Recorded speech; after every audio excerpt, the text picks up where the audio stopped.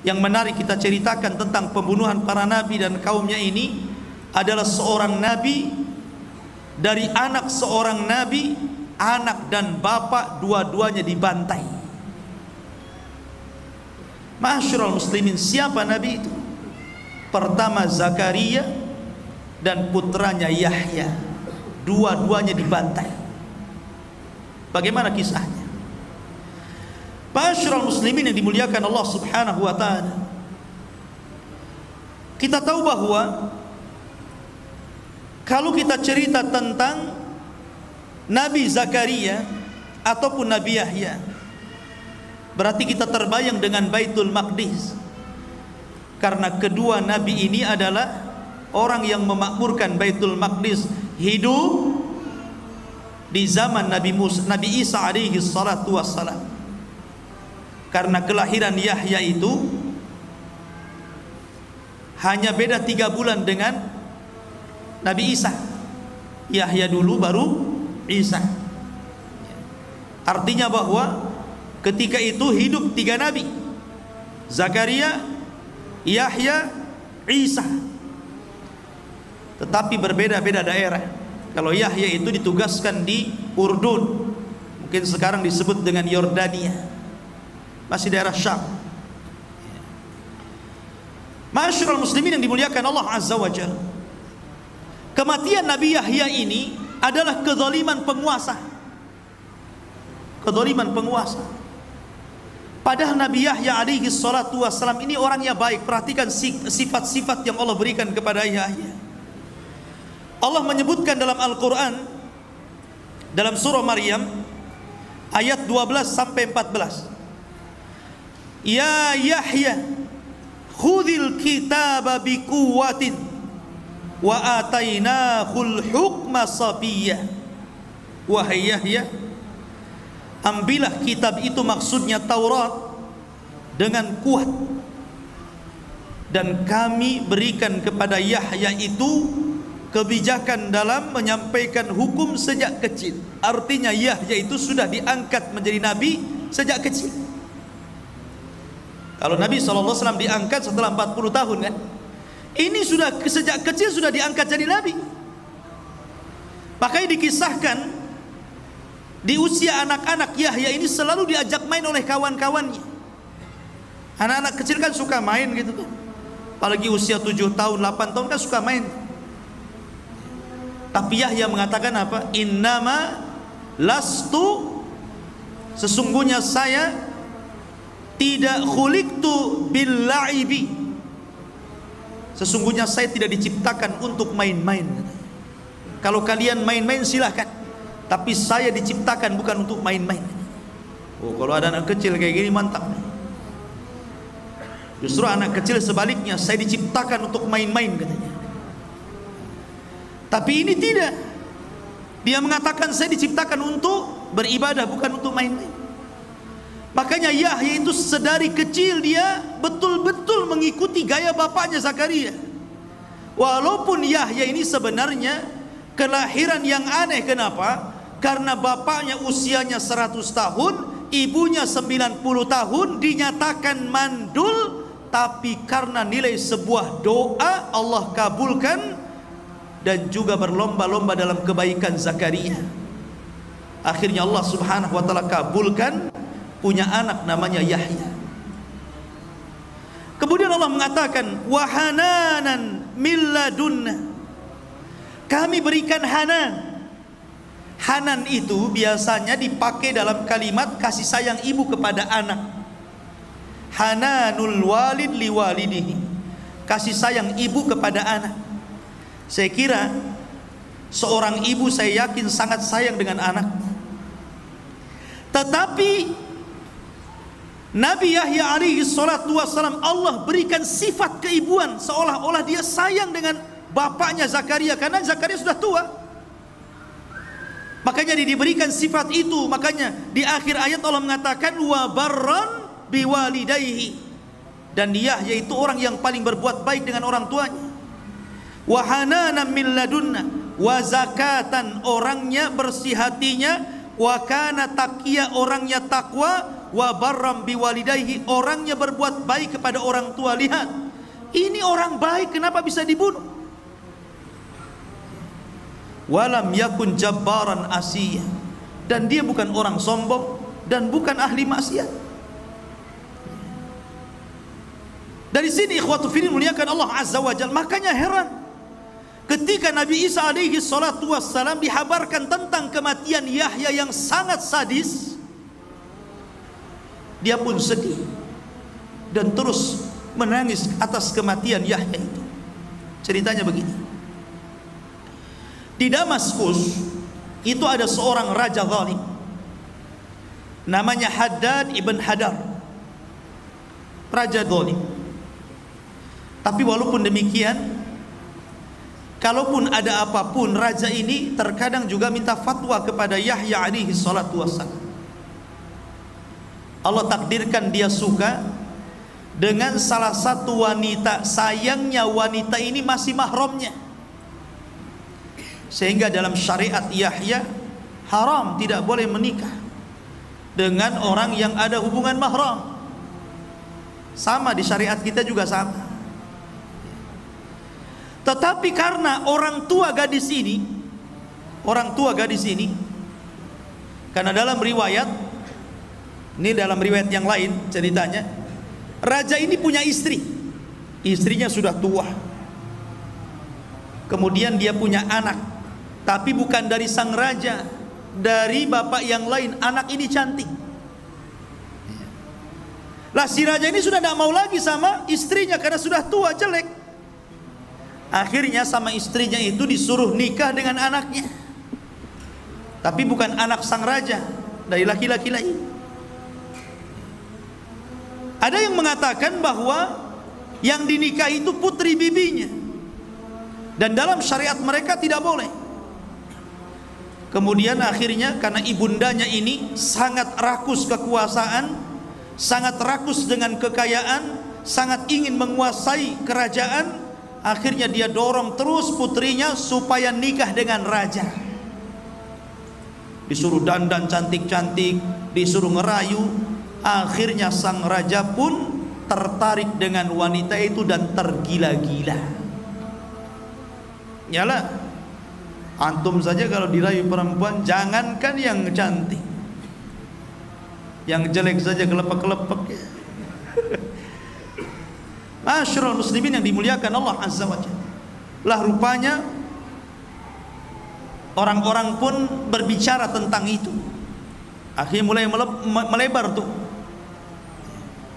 Karena mulai melebar, apalagi kemudian sudah terdengar ke telinga Yahya, dan Yahya memfatwakan haram, tidak boleh, dan didengar oleh manusia banyak. Akhirnya kemudian mereka pun meminta fatwa kepada Yahya. Kenapa tidak ke Zakaria? Karena Yahya itu dikenal kelembutannya. Dia nggak mau ke Zakaria, ke bapaknya, dia mau ke anaknya. Tapi namanya hukum tidak kenal keras atau lembut.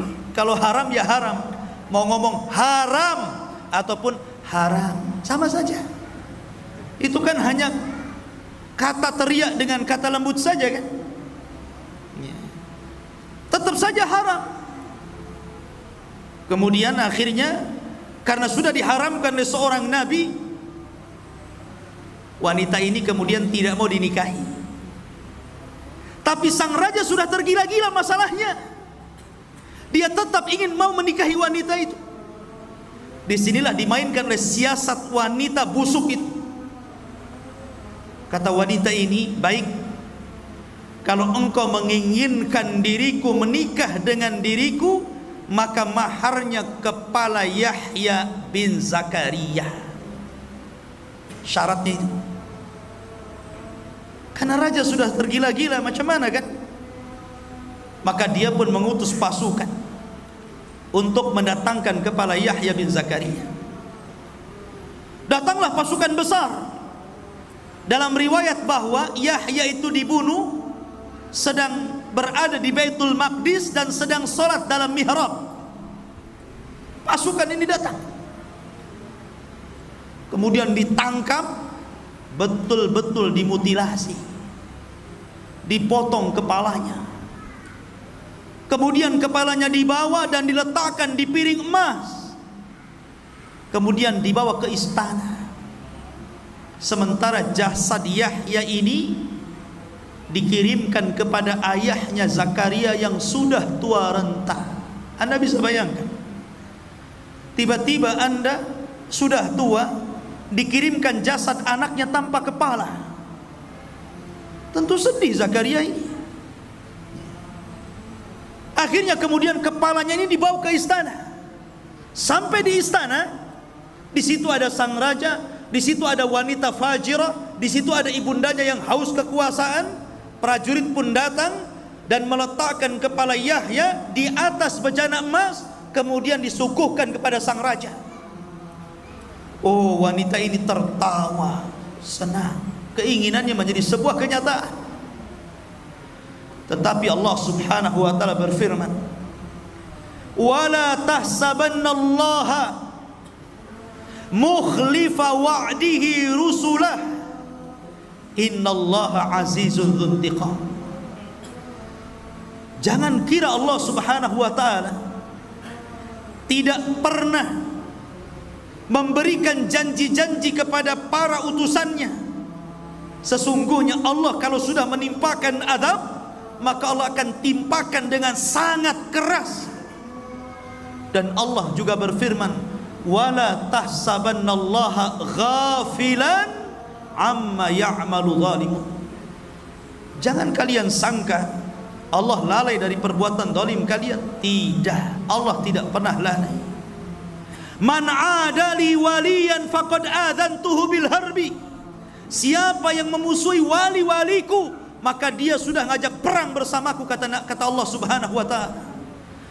Maka ketika wanita ini tertawa terbahak-bahak karena bahagianya, tiba-tiba Allah kirimkan gempa dalam istana.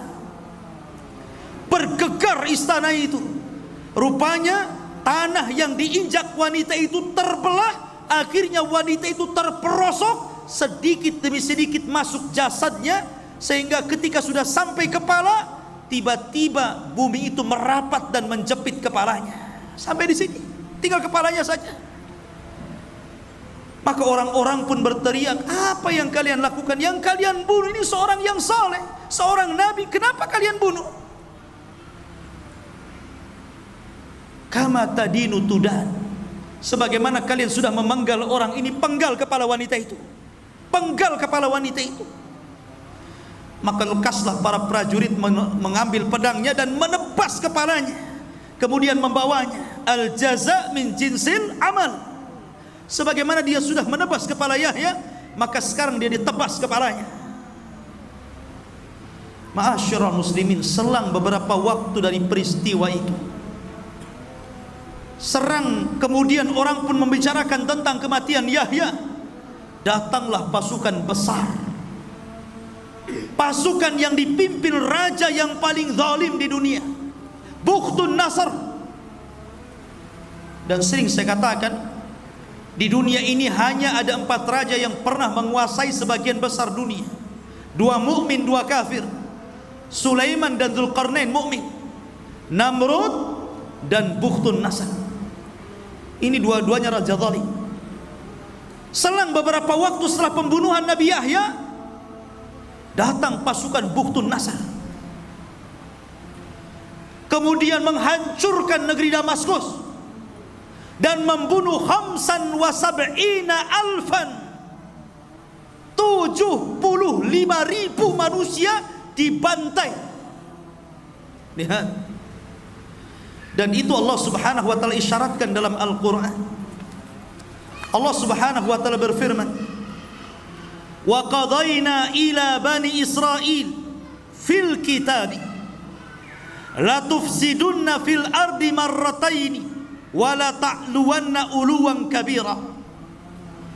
Dan Allah berfirman, kami telah pastikan, kami telah putuskan kepada Bani Israel, dan itu tercatat dalam kitab Taurat, sungguh mereka akan merusak 2 kali di permukaan bumi. Kemudian mereka akan sombong dengan sombong yang sangat besar. Fa idza jaa wa'du ulahuma Maka apabila telah datang janji salah satu dari keduanya, ba'atsna alaikum, kami akan bangkitkan kepada kalian wahai Bani Israel, ibadan lana, hamba-hamba kami, uli ba'sin syadid, yang memiliki kekuatan yang sangat besar. Faja'u, mereka akan datang khilalad diyar, dan meluluh lantakkan desa-desa kalian. Wa kana wa'dan maf'ula, dan ini ketetapan yang pasti bagi Allah.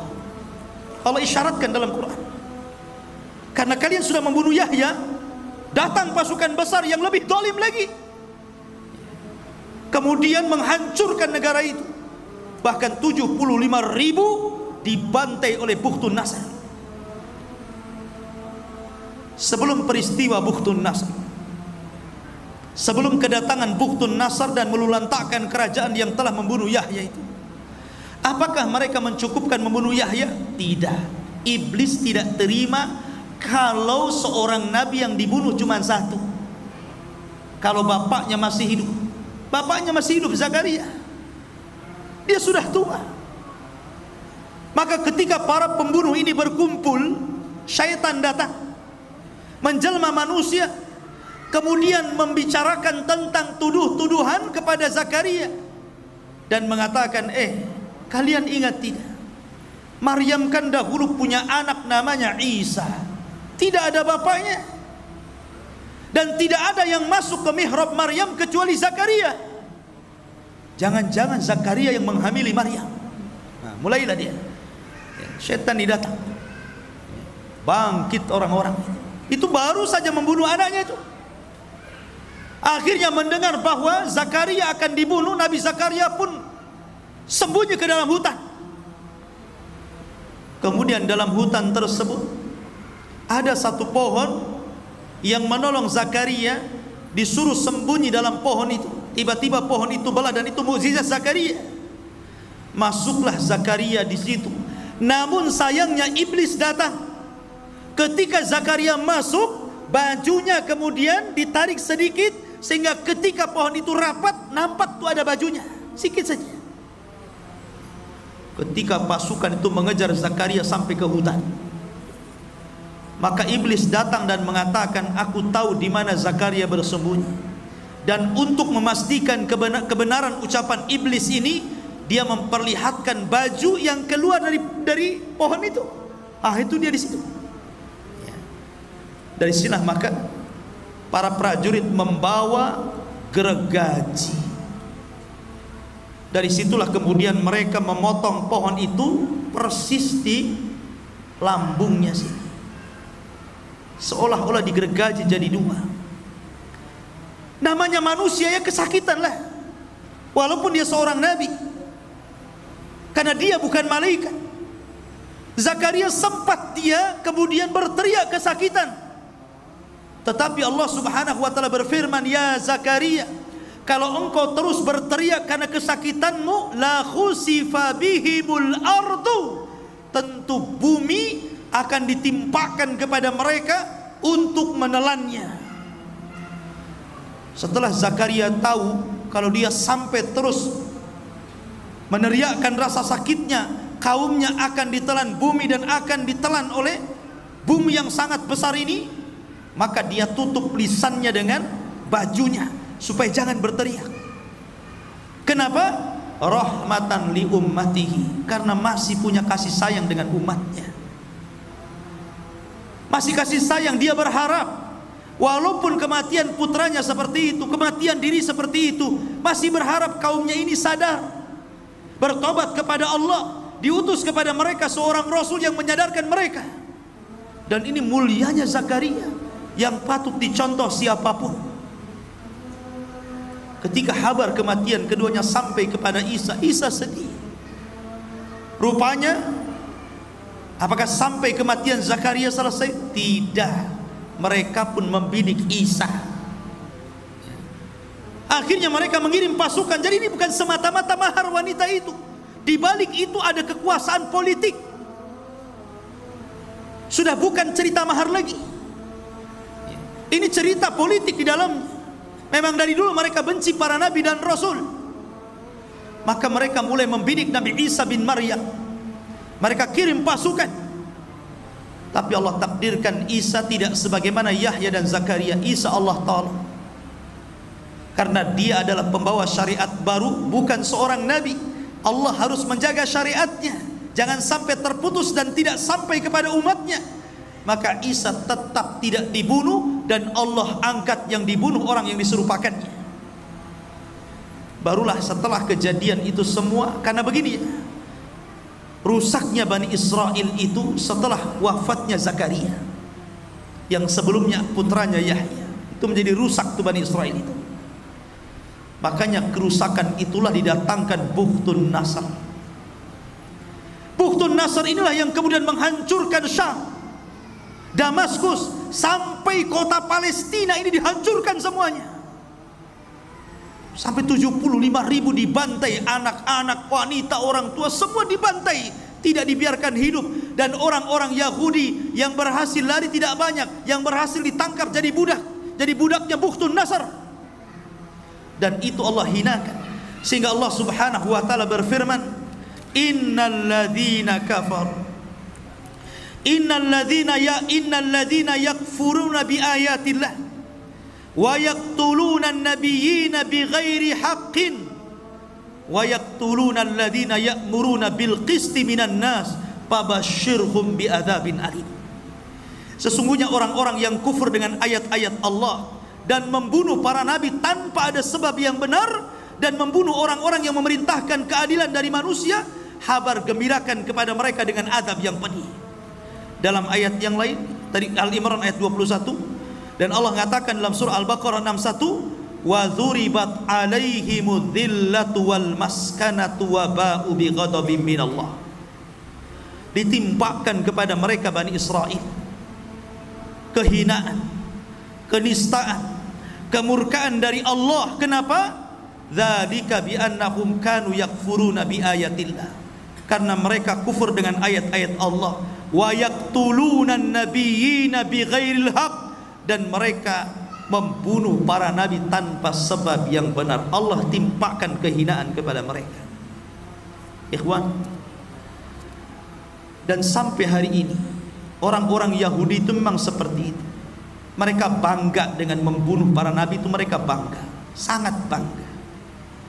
Dan Allah mengatakan, latajidanna asyaddan nas adawatan lilladzina amanul yahud. Tidak ada manusia yang paling keras permusuhannya kepada orang-orang yang beriman melebihi orang-orang Yahudi. Tidak ada. Orang-orang Yahudi itu, mereka memang menghalalkan darah di luar kelompok mereka, di luar agama mereka. Walang tarda angkal yahud walan nasara. Tidak akan ridho orang-orang Yahudi. Yahudi dulu baru Nasrani. Kepada siapa? Kepada kita. Hatta tattabi'a millatahum, sampai kita tunduk dengan ajaran mereka. Tidak, kita tidak mau tunduk. Dan di akhir zaman Nabi SAW mengisyaratkan bahwa kita akan berperang melawan mereka, karena mereka adalah para pengikut Dajjal. Dajjal diikuti 70.000 Yahudi Asfahan. Dan kelak karena mereka sudah membunuh para nabi, Isa bin Maryam akan bangkit membunuh Dajjal, dan pasukannya akan membunuh mereka. Ma'asyiral muslimin yang dimuliakan Allah Azza wa Jalla. Dan banyak lagi kisah-kisah para nabi ini yang masyhur kita ceritakan, ya. Karena nabi-nabi itu banyak diceritakan, ribuan para nabi. Cuman sayang 25 nabi dan rasul yang 18 nama disebut dalam surah Al-An'am dan lebihnya di surah-surah yang lainnya, itu pun tidak secara detail Al-Quran menceritakan. Ada sebagian nabi yang disebut nama tapi tidak ada ceritanya. Tapi ada nabi dari awal sampai akhir diceritakan. Ada nabi global saja diceritakan. Tapi yang jelas bahwa Al-Quran ingin mengatakan kepada kita, la nufarriqu baina ahadin mir rusuli. Kita tidak boleh membeda-bedakan para nabi dan rasul kepada siapapun mereka diutus Allah Subhanahu wa ta'ala. Wallahu a'lam bishawab. Mudah-mudahan ada manfaatnya. Subhanakallahumma wa bihamdika asyhadu an la ilaha illa anta astaghfiruka wa atubu ilaik. Allahu ta'ala alam. Assalamualaikum warahmatullahi wabarakatuh.